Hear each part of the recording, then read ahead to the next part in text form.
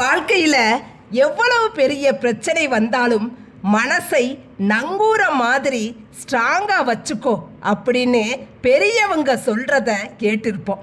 கடலில் இருக்கிற அலைகளுக்கு மத்தியில் பல ஆயிரம் டன் எடையுள்ள பிரம்மாண்டமான கப்பலையே அசையாமல் ஒரே இடத்துல நிறுத்தக்கூடிய சக்தி இந்த நங்கூரத்துக்கு உண்டு.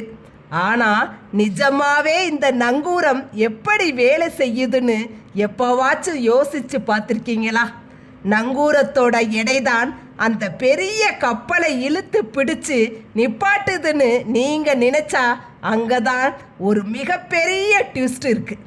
உண்மையில் ஒரு 50,000 டன் எடையுள்ள பிரம்மாண்டமான கப்பலை நிறுத்த வெறும் 10 அல்லது 15 டன் எடையுள்ள நங்கூரத்தால் மட்டும் தனியாக முடியாது. அது கடலோட தரைப்பகுதியை சும்மா தொட்டுட்டு இருந்தால் கப்பல் காற்றுல அடிச்சுட்டு போயிடும். அப்போது கப்பலை நிப்பாட்டுறது எது தெரியுமா? அந்த நங்கூரத்தோடு இணைக்கப்பட்டிருக்கிற பிரம்மாண்டமான இரும்பு சங்கிலி தான். ஆமாங்க, நங்கூரத்தை கடலுக்குள்ளே போடும்போது அது தரையில் போய் லாக் ஆகிடும்.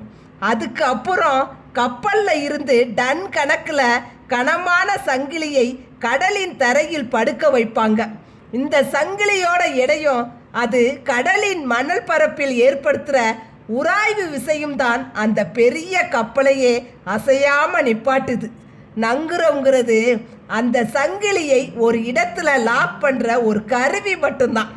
இதில் இருக்கிற இன்னொரு ஆபத்தான விஷயம் என்னன்னா, புயல் அல்லது பலத்த காற்று வீசும்போது நங்கூரத்தை தப்பாக போட்டாலோ அல்லது சங்கிலி அறுந்து போனாலோ அங்கே விபத்து ஏற்படும்.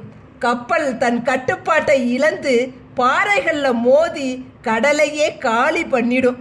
அதனால தான் நங்கூரம் போடுறது கப்பல் கேப்டன்களுக்கு ஒரு மிகப்பெரிய சவாலான வேலை. நம்ம வாழ்க்கையும் இந்த கப்பல் மாதிரி தான். வெளியிலிருந்து வர்ற கஷ்டங்கள், தோல்விங்கிற புயல் நம்மளை என்னதான் ஆட்டுவித்தாலும் நம்ம மனசுக்குள்ள நம்பிக்கை, விடாமுயற்சி அப்படிங்கிற நங்கூரமும் சங்கிலியும் ஸ்ட்ராங்காக இருந்தா எப்பேற்பட்ட சூறாவளியையும் தாங்கி நம்மளால் ஒரே இடத்துல நிலையாக நிற்க முடியும்.